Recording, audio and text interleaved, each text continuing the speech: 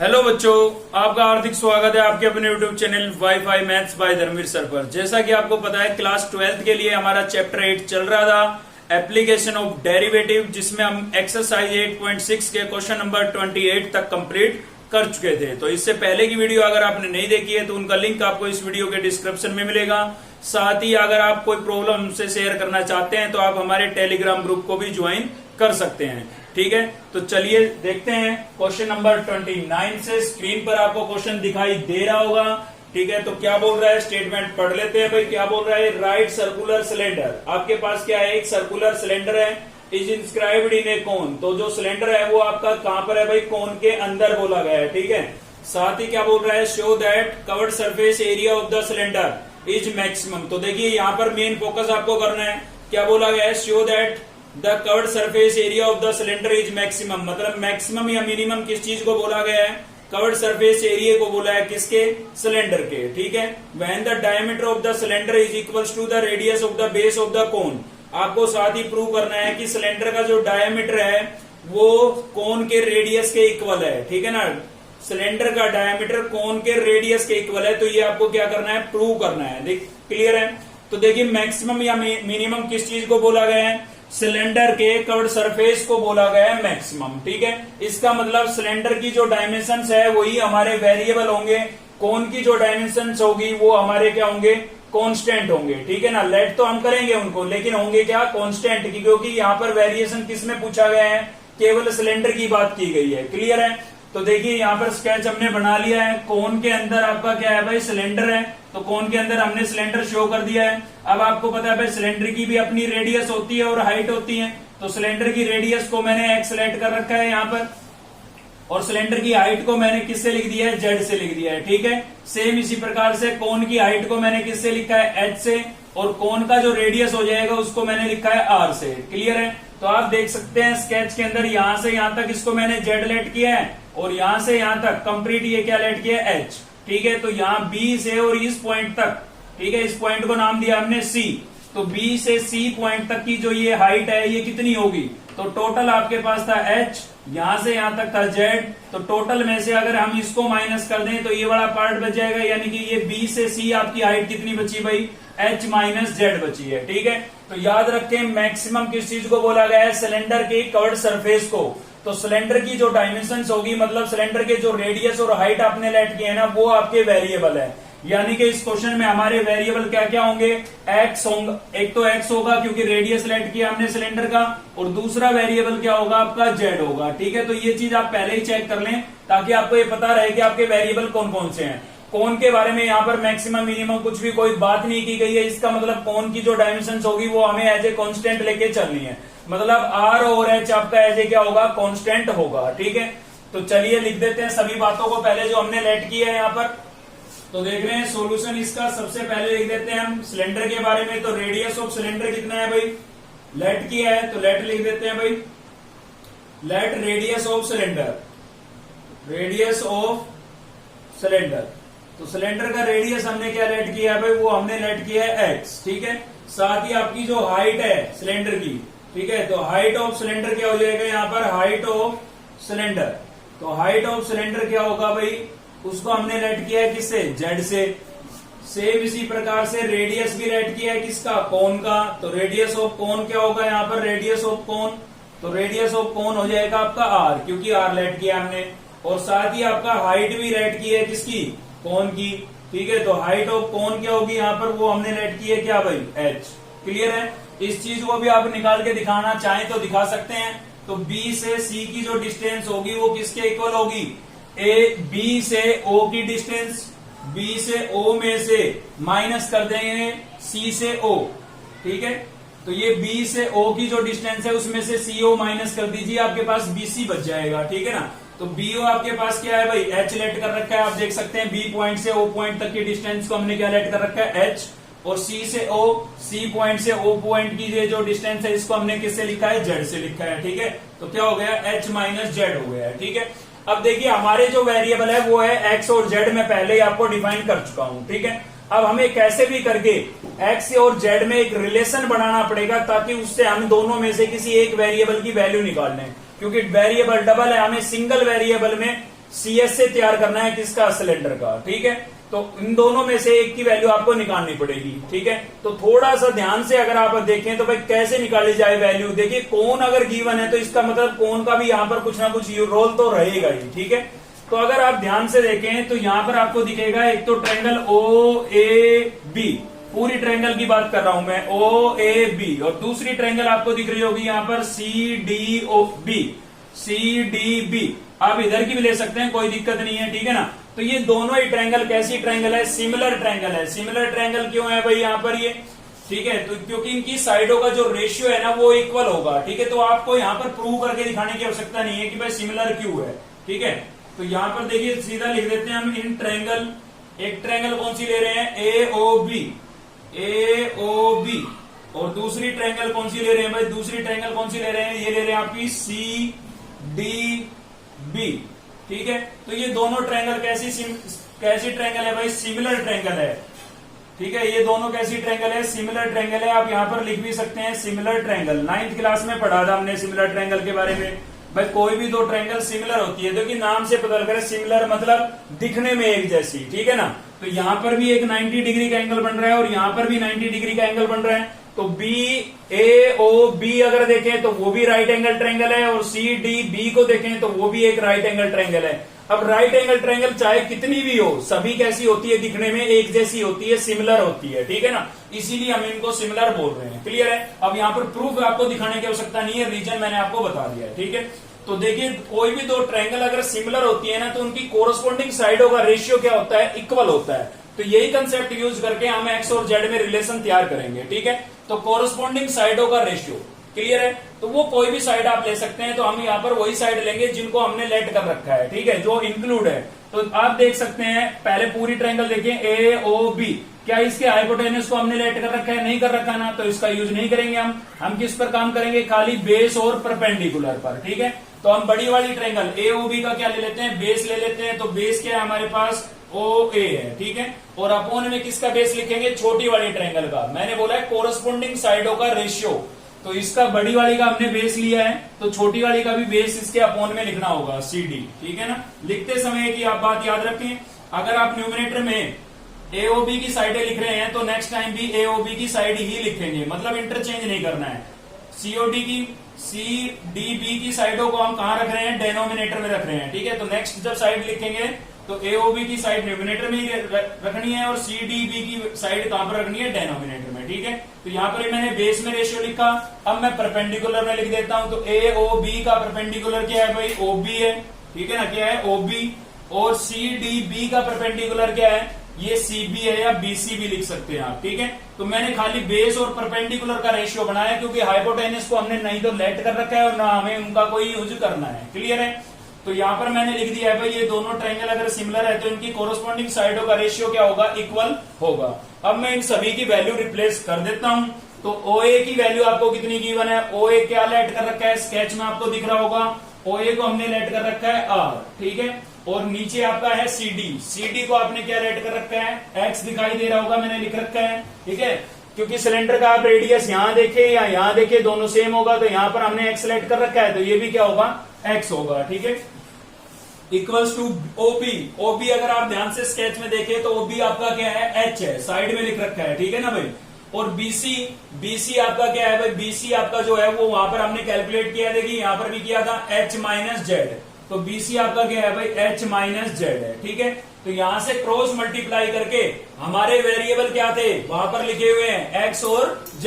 तो X या Z में से किसी एक की वैल्यू हमें यहाँ पर निकालनी है क्रॉस मल्टीप्लाई करके। ठीक है, या तो आप X की निकाल लें या फिर Z की निकाल लें। ठीक है, तो मैं Z की निकाल लेता हूं। Z की क्यों निकाल रहा हूं, क्योंकि मुझे याद है मुझे क्या करना है, आगे काम क्या करना है, सिलेंडर का CSA की बात करनी है, और सिलेंडर का CSA होता है 2πRh। ठीक है, अब R मतलब रेडियस, लेकिन सिलेंडर के रेडियस को तो हमने X से लिख रखा है, तो 2πx हो जाएगा। और हाइट को किससे लिख रखा है, सिलेंडर की हाइट को H से नहीं लिख रखा है, वो तो कोन की हाइट है, तो किससे लिख रखा है सिलेंडर की हाइट को, Z से। ठीक है, तो फॉर्मूला आपका ये था, लेकिन रेडियस X है अब की बार और हाइट क्या है, Z है, तो ये आपको यूज करना है। तो इसमें तो किसी का स्क्वायर नहीं है, तो आप कोई दिक्कत नहीं है, X की वैल्यू भी निकाल सकते हैं, Z की भी निकाल सकते हैं। ठीक है, तो चलिए X की निकाल लेते हैं, फिर तो इजी रहेगा हमारे लिए।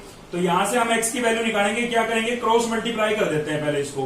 तो x को h से मल्टीप्लाई करेंगे तो यहां पर हो जाएगा xh, और r को इससे मल्टीप्लाई करेंगे तो यहां पर हो जाएगा r into h minus Z. ठीक है, तो यहां से x की वैल्यू मैं निकाल रहा हूं, h इसका यहां पर मल्टीप्लाई हो रहा है तो उधर जाके क्या होगा भाई, डिवाइड होगा तो अपोन में आ जाएगा इसके h। ठीक है, तो यहां से हमने x की वैल्यू निकाल ली और इसी के लिए हमने ये कंसेप्ट लगाया था। ठीक है, क्योंकि हमारे पास दो वेरिएबल थे x और z, तो उसमें से x की वैल्यू हमने निकाल ली है।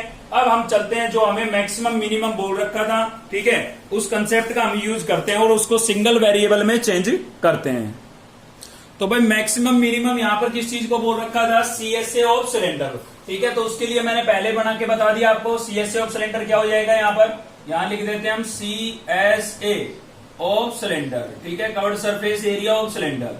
तो सिलेंडर का CSA यहां पर क्या होगा हमारा, ये हो जाएगा 2πxz।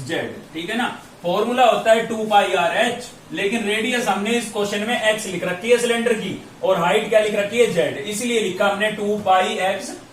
ठीक है, तो CSA बार बार नहीं लिखेंगे, ये खाली आप एरिया को a से डिनोट कर लें, या सरफेस आ रहा है तो s से डिनोट कर लें। ठीक है, तो ये हमने लिख दिया है भाई। इक्वल्स टू में हमारे पास क्या है, 2π, हमने किसकी वैल्यू निकाली है, x की, तो x की वैल्यू हम रिप्लेस कर देते हैं यहाँ पर। ठीक है, ताकि ये सिंगल वेरिएबल में चेंज हो जाए। तो r आपका सेम है, यहाँ पर आपका h भी सेम है, और माइनस में क्या है भाई z, और अपोन में आपके पास क्या था, h था। ठीक है ना, और ये x की वैल्यू मैंने रिप्लेस की है, इनटू में आपके पास यहाँ पर z है तो z भी मैंने यहाँ पर लिख दिया है। ठीक है, तो पहले इसको थोड़ा आप सिंप्लीफाई करें, फिर हम इसका डेरिवेटिव करेंगे। ठीक है, तो 2π आपका कांस्टेंट है, इसको मैं h लिख रहा हूं, और अपोन में h भी ये कांस्टेंट है। मैंने बताया था ना, कोन की डायमेंशंस जो होगी वो कांस्टेंट यूज करनी है, तो h भी यहाँ पर कांस्टेंट है और ये r भी कांस्टेंट है, तो इनको इस 2π के साथ ही लिख देते हैं, ये पूरा कांस्टेंट ही तो हो गया। ठीक है, तो अंदर बचा h माइनस जेड, इस z को आप इसके अंदर मल्टीप्लाई कर दें तो ये हो जाएगा hz, और z को z से करूंगा क्या हो जाएगा, z²। तो मेन रोल अपना यहीं पर रहेगा। ठीक है, तो ये तो सारा क्या है, कांस्टेंट है। अब आप डेरिवेटिव कर सकते हैं, बताइए किसके रेस्पेक्ट में करेंगे भाई, x की तो वैल्यू रिप्लेस कर दी, तो उसके अलावा दूसरा वेरिएबल क्या बचा है आपका, z ही तो बचा है, दो ही तो वेरिएबल थे, x और z। ठीक है, तो z के रेस्पेक्ट में आपको डिफरेंशिएशन करना है। ठीक है, तो यहां पर हो जाएगा dA अपोन में dz, ये तो 2πr तो कांस्टेंट है, ये hd रहेगा 2πr और अपॉन h। ठीक है ना, यहां पर होगा आपका डिफरेंशिएशन, तो यहां पर भी किसका होगा, h का, तो h का सॉरी z का z के रेस्पेक्ट में कितना हो जाएगा, 1 हो जाएगा। ठीक है, और z² का करेंगे तो क्या हो जाएगा, 2z, क्योंकि x² का 2x होता है, तो z² का 2z हो जाएगा। ठीक है, थोड़ा सा कंफ्यूजन इसलिए रहता है इस क्वेश्चन में, क्योंकि यहाँ पर वेरिएबल का मतलब अल्फाबेट ज्यादा हो गए हैं। ठीक है, क्योंकि काफी चीजें हमने लेट की है तो थोड़ा डाउट रहता है। आप क्लियर ये याद रखें कि x और z आपके वेरिएबल हैं, बाकी सब कांस्टेंट है। ठीक है ना, तो यहां पर क्या होगा भाई, dA अपॉन में dz, और ये आपका 2πr और अपॉन h, ये कांस्टेंट था, इसको हमने सेम लिख दिया है। h को 1 से मल्टीप्लाई करूंगा क्या आएगा, h, और माइनस में यहां से क्या आ गया, 2z। ठीक है, अब हम इसको 0 के इक्वल रखते थे, याद कीजिए सेकंड डेरिवेटिव मेथड अप्लाई कर रहे हैं ये हम। ठीक है, फॉर मैक्सिमा और मिनिमा। ठीक है, इसको 0 के इक्वल रखेंगे और वहां से किसकी वैल्यू निकालेंगे, z की। ठीक है ना, तो dA अपॉन dz को किसके इक्वल रखेंगे हम, यहां से भाई 0 के इक्वल रखेंगे। ठीक है, तो 0 के इक्वल जब आप रखेंगे इसको, तो यहां पर आपके पास क्या है, इसकी वैल्यू क्या आई है भाई, dA अपॉन dz की वैल्यू ये आपके पास आई है 2πr अपॉन h, और इनटू में क्या था, h माइनस 2z। ठीक है, और इक्वल्स टू क्या लिख दिया मैंने, 0। तो आप देख सकते हैं ये पूरी टर्म उधर जाएगी, 0 से मल्टीप्लाई होगी, क्या हो जाएगी, 0। तो क्या बचा भाई, तो आपके पास बचा है h minus 2z equals to 0।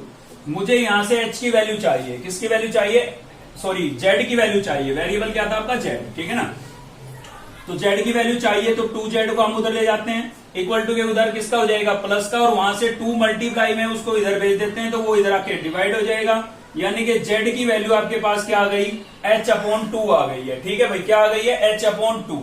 अब सेकंड वेरिएबल पर एक बार आप सेकंड डेरिवेटिव पर इसका साइन और चेक करते हैं। ठीक है, वैल्यू तो इसी का यूज करेंगे हम, लेकिन साइन चेक करना जरूरी है। ठीक है, तो चलिए साइन चेक कर देते हैं। तो साइन चेक करने के लिए दोबारा से आपको डिफरेंशिएशन करना पड़ेगा विद रिस्पेक्ट टू z। ठीक है, तो यहां पर लिखेंगे हम differentiation with respect to z, again लिख देना यहां पर भाई। ठीक है, अगेन तो दोबारा से करेंगे तो क्या हो जाएगा, ये आपका हो जाएगा d² a अपॉन में dz²। ठीक है, इक्वल्स टू, देखिए ये फर्स्ट आया था, इसी का दोबारा कर रहे हैं, तो यहाँ पर आपका 2 पाई आर और अपॉन एच तो है कांस्टेंट, ये तो एच डीज रहेगा। अब ये एच भी आपका कांस्टेंट है, क्योंकि इसके साथ जेड नहीं है, तो इसका क्या हो जाएगा 0, -2 आपका कांस्टेंट एच डीज रहेगा, और जेड का जेड के रेस्पेक्ट में कितना हो जाएगा 1, ठीक है ना। तो यहां से फाइनल क्या मिला, देखिए हमें साइन से मतलब है, -2 को 1 से मल्टीप्लाई करूंगा, माइनस का 2, 0 लिखना जरूरी नहीं, -2 को इस नंबर से करेंगे तो साइन आपको नेगेटिव मिलेगा, आप चेक करके देख लें, ठीक है। और नेगेटिव साइन मिलने का मतलब क्या हो गया, मैक्सिमम। नेगेटिव साइन मिलने का मतलब क्या हो गया, मैक्सिमम। तो हमने मैक्सिमम तो प्रूव कर दिया है, ठीक है। अब एक चीज प्रूव करनी बाकी है, क्वेश्चन में अगर आपने अपने ध्यान से पढ़ा था तो उसमें हमें प्रूव करना था कि जो कोन है ना अपना, कोन का जो रेडियस है, कोन का रेडियस वो सिलेंडर के डायमीटर के इक्वल होगा।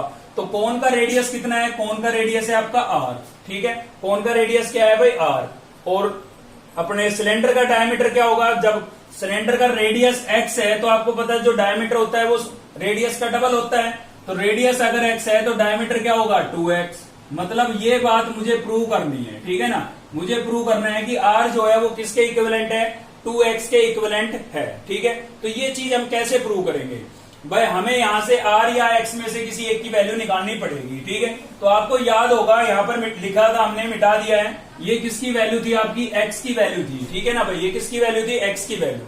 तो चलिए x की वैल्यू क्या थी उसको उठा लेते हैं फिर से। तो x की वैल्यू थी हमारे पास r into H minus Z upon H, ठीक है, ये आपके पास थी। इसमें आपके पास ये जो वैल्यू आई है जेड की, इसको रिप्लेस कर दें आप, ठीक है। जेड की जो ये वैल्यू आई है इसको आप इसमें रिप्लेस कर दें, तो यहाँ पर देखिए x इक्वल्स टू क्या हो जाएगा, जहां पर भी जेड है वहां पर आप क्या लिख देंगे, h अपॉन टी लिख देंगे, ठीक है भाई। तो r यहाँ पर आपका h माइनस जेड, जेड की जगह क्या लिख देते हैं हम, h अपॉन 2, टी नहीं 2, ठीक है ना। और अपॉन में भी क्या था h, इसको आप सिंप्लीफाई करें, तो देखिए सिंप्लीफाई करेंगे तो क्या होगा, x इक्वल्स टू आपके पास हो जाएगा भाई, अपॉन में h था, ठीक है, तो h तो आपका एच डीज है, बाहर r एच डीज है, और इसका हम ले रहे हैं एल्शियम, तो यहां से एल्शियम लेंगे कितना आएगा 2, तो इसके अपॉन में कुछ नहीं है, 1 लेट कर सकते हैं आप, एल्शियम से इसको मल्टीप्लाई करेंगे क्या होगा 2h, और इसमें एल्शियम से एल्शियम कैंसिल हो गया, मतलब 2 से 2 कैंसिल हो गया, तो क्या बचेगा h, ठीक है ना। एल्शियम लेकर के सिंप्लीफाई करना आता होगा आपको।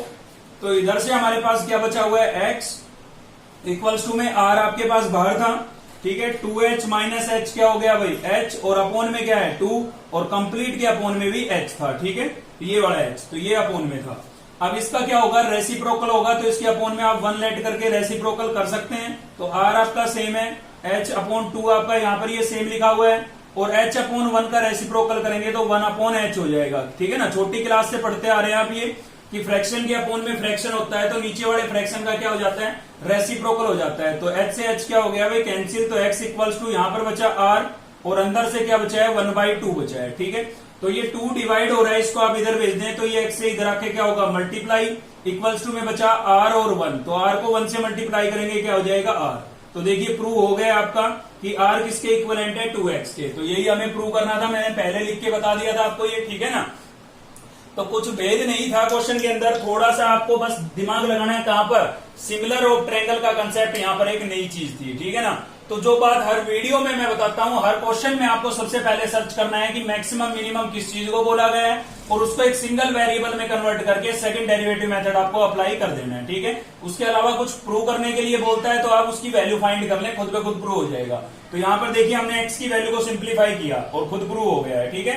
तो ये आपके पास क्या है भाई, ये क्या चीज है, ये r क्या है, r है आपका रेडियस ऑफ कोन, तो आप लिख सकते हैं यहां पर radius of cone, radius of cone is equals to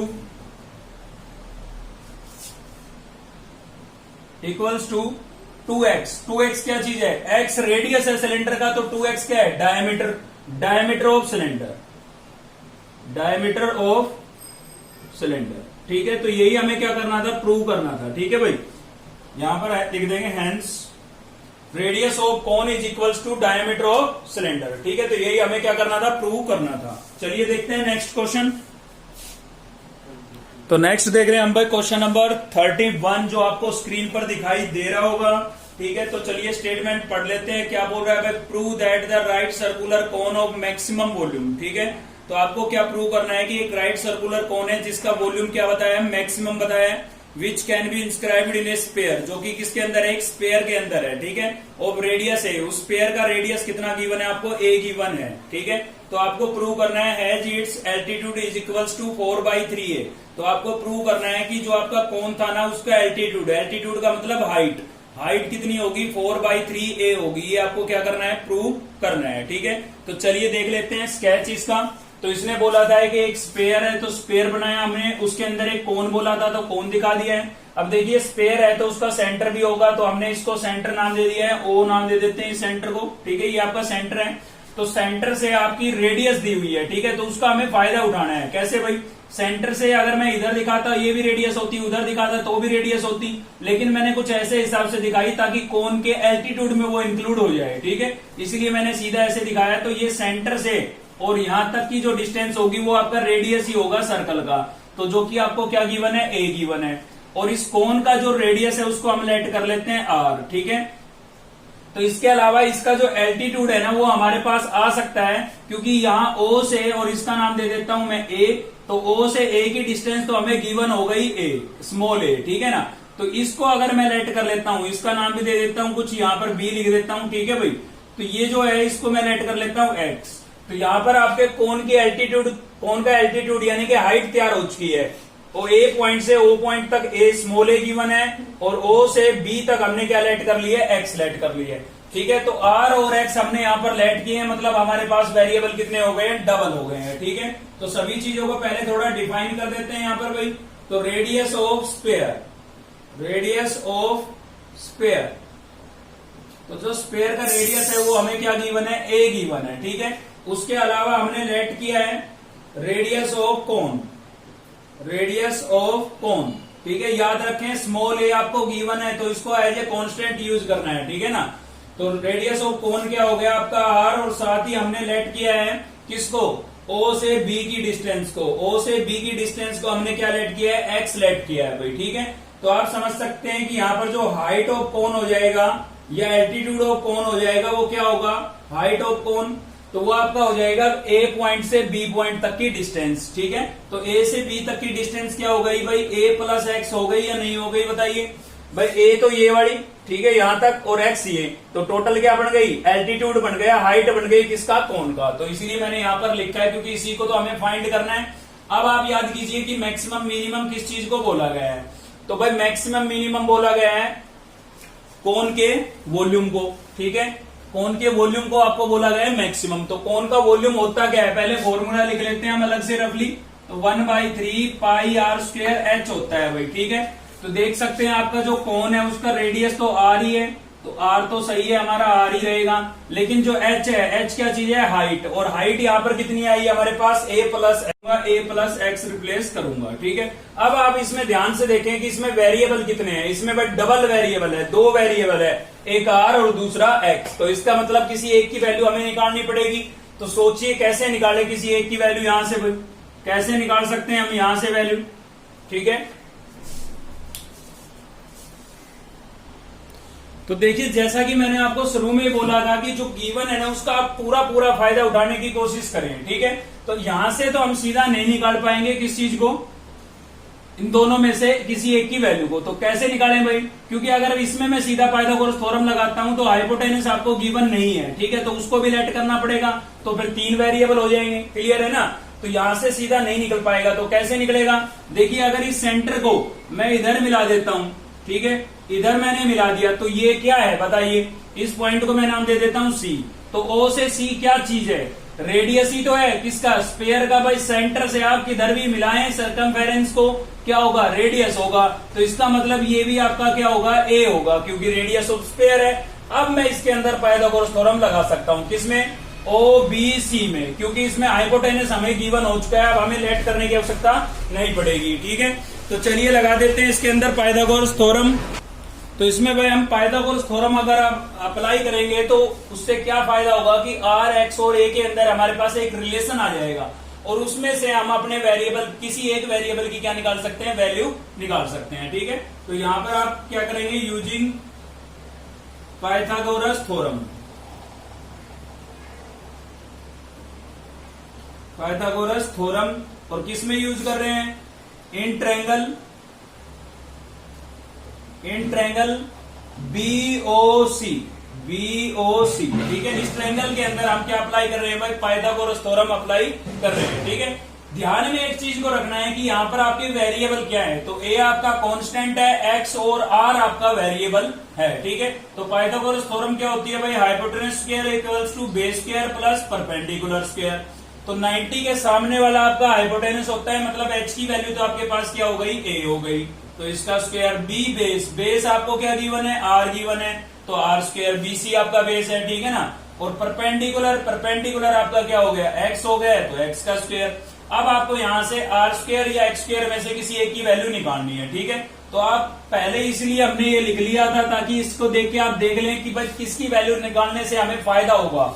तो देखिए अगर मैं यहां से आर स्क्वायर की वैल्यू निकाल देता हूं तो यहां पर भी आर स्क्वायर है, मैं सीधी रख दूंगा, रूट वगैरह मुझे लगाने की आवश्यकता नहीं पड़ेगी। अगर मैं एक्स की वैल्यू निकालूंगा तो मुझे रूट वगैरह लगाने पड़ेंगे, ठीक है। तो पहले इसलिए रफली लिख लिया करो उस चीज को। तो यहां से क्या हो जाएगा भाई, ए स्क्वायर और एक्स स्क्वायर को मैं इधर ले आता हूं तो ये हो जाएगा माइनस का, और इक्वल्स टू मेरे पास आर स्क्वायर हो गया, और इसमें इसको मैं इक्वेशन फर्स्ट लेट कर लेता हूं क्योंकि मुझे आर स्क्वायर की वैल्यू चाहिए, क्योंकि उसमें मेरे पास क्या है, आर स्क्वायर है, तो मैं सीधा रिप्लेस कर सकता हूं, ठीक है। तो चलिए अब लिख देते हैं वॉल्यूम ऑफ कोन। तो volume of cone, volume of cone क्या होता है भाई, 1/3 पाई आर, आर आपका आर ही है, आर स्क्वायर, और एच आपका क्या है, मैंने अभी समझाया था, एच आपका क्या होगा यहाँ पर, ए प्लस एक्स होगा, ठीक है ना। कोन की हाइट, तो कोन की हाइट यहां से ए और ये एक्स, तो टोटल कितनी हो गई, ए प्लस एक्स, और यहाँ पर लिखा हुआ भी था, तो ये आपकी हाइट हो गई, ठीक है। तो वॉल्यूम को हम वी से डिनोट कर लेते हैं, और इक्वल्स टू हमारे पास है 1/3 पाई आर स्क्वायर। तो आर स्क्वायर की वैल्यू हमने इक्वेशन फर्स्ट में निकाली थी, इसको रिप्लेस कर देते हैं, क्या है भाई, ए स्क्वायर माइनस एक्स स्क्वायर, ठीक है। ये आर स्क्वायर की जगह मैंने यहाँ पर रिप्लेस कर दिया है ये वाली वैल्यू। साथ में इसके क्या था, a प्लस एक्स था यहाँ पर, तो मैं यहाँ पर लिख देता हूं a प्लस एक्स, ठीक है। अब हम इसका क्या कर लेंगे, डिफरेंशिएशन कर लेंगे, ठीक है। तो वेरिएबल अब आपका एक ही है, वो क्या है भाई, x है, तो differentiation with respect to x, ठीक है।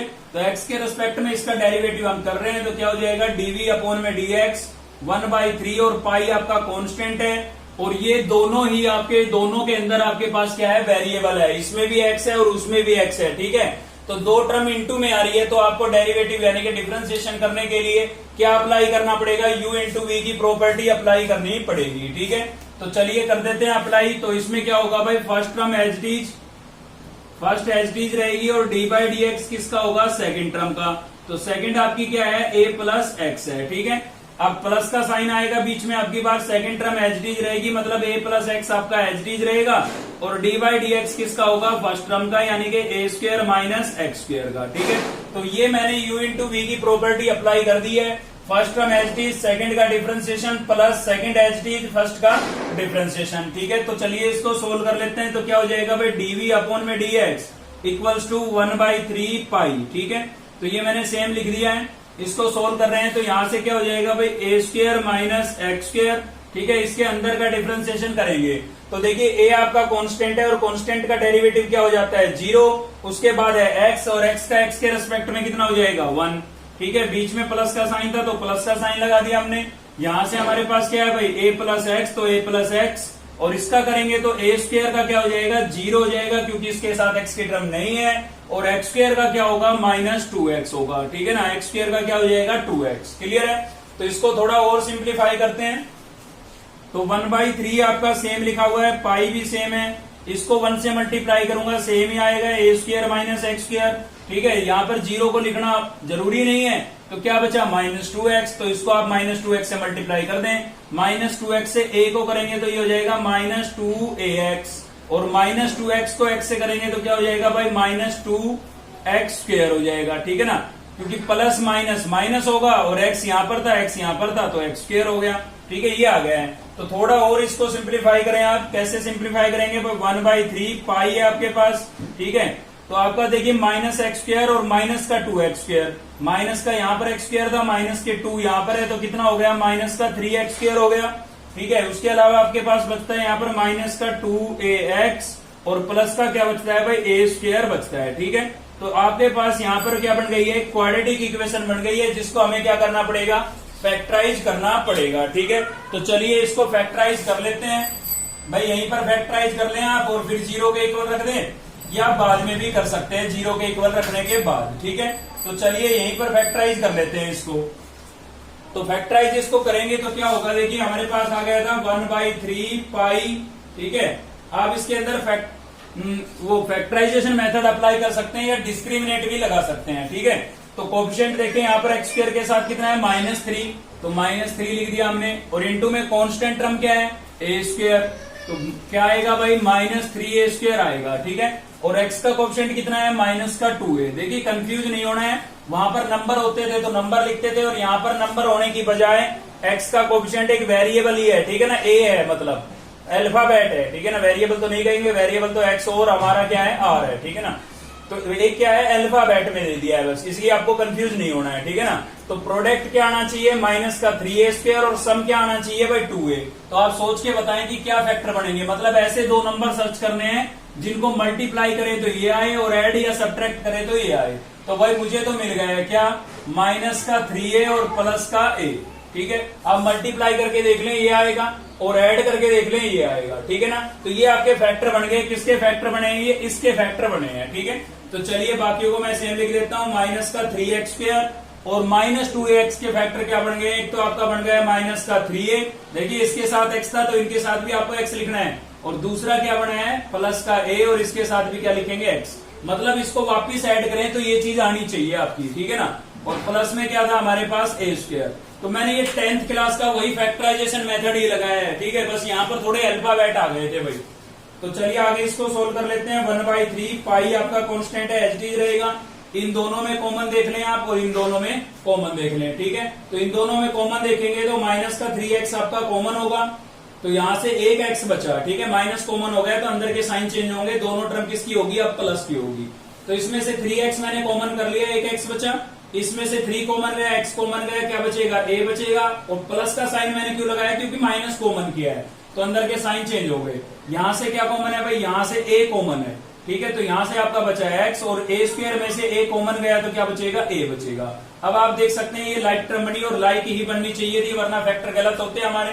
ठीक है, तो इसको भी हम कॉमन आउट कर लेते हैं। तो 1/3 पाई, और इसमें से मैं x + a को कॉमन कर रहा हूं, तो यहां से बचेगा मेरे पास -3x, और यहां से बचेगा +a। ठीक है, तो ये आपके पास रिजल्ट आ गया है।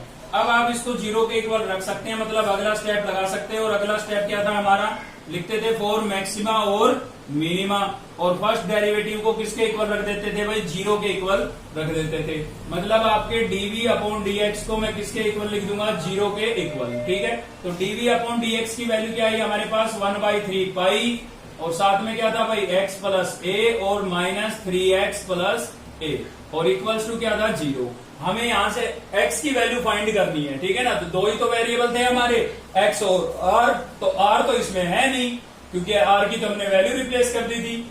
ठीक है, तो आपको यहां से x की वैल्यू फाइंड करनी है। तो 1/3 पाई उधर जाएगा, क्या हो जाएगा 0। तो क्या बचा भाई, यहाँ पर बचा x + a, और दूसरा क्या बचा, दूसरा बचा है -3x + a, और इक्वल्स टू क्या है भाई 0। ठीक है, तो इसको आप 1/1 0 के इक्वल लिखें। तो इसको जब हम 0 के इक्वल लिखेंगे तो क्या होगा, देखिए यहां पर लिख देता हूं। तो x + a को मैं 0 के इक्वल लिखूंगा, x + a = 0, तो x इक्वल्स टू क्या आएगा -k, जो पॉसिबल नहीं है क्योंकि किसी चीज की लेंथ कभी नेगेटिव नहीं हो सकती। ठीक है, अब दूसरी टर्म को 0 के इक्वल रखते हैं, -3x + a को 0 के इक्वल रखते हैं। तो यहां से हो जाएगा -3x, और इक्वल्स टू क्या हो जाएगा -a, प्लस के a को मैं उधर ले गया, तो x इक्वल्स टू क्या हो जाएगा भाई -a/-3, माइनस से माइनस कैंसिल, तो x इक्वल्स टू क्या आ गया, a/3 आ गया है। ठीक है, क्या आ गया है, a/3। तो ये आपके पास x की वैल्यू आ गई। ठीक है, सेकंड डेरिवेटिव पर इसका साइन चेक कर दीजिए। अब आप तो याद रखें x की वैल्यू आपके पास क्या आई है, a/3 आई है। ठीक है ना, x की वैल्यू क्या आ गई है भाई हमारे पास a/3। ठीक है, तो चलिए सेकंड डेरिवेटिव पर इसका साइन चेक और कर देते हैं। तो देखिए फर्स्ट आपका यहाँ पर ये आया था, इसी का आप दोबारा करें, क्योंकि फैक्टर वाले का करेंगे तो फिर से u × v लगानी पड़ेगी, तो बेटर है इसी का कर लें। ठीक है, तो चलिए इसी का कर देते हैं। तो differentiation again with respect to x, differentiation again with respect to x, तो क्या हो जाएगा भाई d²v/dx²। ठीक है, इक्वल्स टू 1/3, और पाई आपका कांस्टेंट है, एच डी रहेगा, एक्स स्क्वायर का क्या होगा 2x, और यहाँ पर है माइनस का 3, तो दोनों को मल्टीप्लाई करूंगा माइनस का 6x हो जाएगा, सीधा लिखा मैंने, ठीक है ना। एक्स स्क्वायर का 2x और 2x को 3 से मल्टीप्लाई करूंगा माइनस का 6x। यहाँ पर माइनस का 2a आपका क्या है कांस्टेंट, और x का x के रेस्पेक्ट में 1 होगा, ठीक है ना, तो 1 इंटू में लिखना जरूरी नहीं था। और a स्क्वायर के साथ x की टर्म नहीं है तो इसका क्या होगा 0 होगा। तो इसमें से आप माइनस कॉमन कर लें, माइनस बाहर आ गया, क्या बचा 1/3 पाई, यहां से बचा आपका 6x और प्लस में क्या हो गया है 2a, ठीक है। माइनस मैंने इसमें से कॉमन कर लिया था। अब देखिए आपको x की वैल्यू यहाँ पर रिप्लेस करके दिखाने की जरूरत नहीं है, क्योंकि हमें साइन से मतलब है, और साइन हमें यहाँ से पता लग रहा है कि कैसा साइन मिलेगा, नेगेटिव साइन मिलेगा। क्यों भाई, क्योंकि x की वैल्यू पॉजिटिव है, तो x की वैल्यू आप यहाँ पर रिप्लेस भी करेंगे तो यहाँ से रिजल्ट आपको कैसा मिलना है पॉजिटिव, लेकिन बाहर साइन कैसा है नेगेटिव, तो प्लस माइनस क्या होगा माइनस ही आएगा, ठीक है। और माइनस मिलने का मतलब क्या हुआ मैक्सिमम हुआ, ठीक है। तो चलिए ये तो हमने प्रूव कर दिया है कि x इक्वल्स टू a/3 पर वैल्यू कैसी होगी मैक्सिमम होगी, किसकी कौन के वॉल्यूम की, ठीक है। लेकिन हमें प्रूव करना था कि इसका जो एल्टीट्यूड है वो कितना होगा 4/3a होगा, ये हमें प्रूव करना था कि इसका एल्टीट्यूड 4/3a होगा, ठीक है, ये प्रूव करना था। तो उसके लिए तो एल्टीट्यूड निकालना पड़ेगा, ठीक है ना, यानी कि हाइट निकालनी पड़ेगी। तो चलिए निकाल लेते हैं height of cone. Height of cone आपको याद हो तो मैंने यहां पर लिखी भी थी, या फिर आप दोबारा से स्केच से देख लें कि ये वाली हाइट है, तो ये आपकी कितनी होगी, ये O से A तक तो आपके पास क्या है A है, प्लस O से B तक आपकी क्या लेट कर रखी है आपने X। अब X की वैल्यू हमारे पास आ चुकी है, तो A मैं यहाँ पर सेम लिख देता हूं, क्योंकि आप देख सकते हैं रिजल्ट A में आ रहा है, ठीक है ना। तो X की वैल्यू आप रिप्लेस कर दें, बस X की वैल्यू क्या आपके पास A/3, इसका आप एलसीएम लेंगे, एलसीएम लेंगे कितना आएगा 3, एलसीएम सीधा A से मल्टीप्लाई होगा, क्या होगा 3a, प्लस यहाँ पर 3 से 3 कैंसिल हो गया, तो 3a प्लस a कितना हो गया है भाई 4a/3। तो ये हमने प्रूव कर दिया है, ठीक है, हेंस प्रूव। क्लियर है। तो दोस्तों इसी के साथ हमने एक्सरसाइज कंप्लीट कर लिया है, ठीक है। मैंने आपको देखिए अगर A to Z क्वेश्चन कराता हूं तो वो कंसेप्ट क्लियर कराने वाली बात नहीं है, वो रटवाने वाली बात हो जाती है।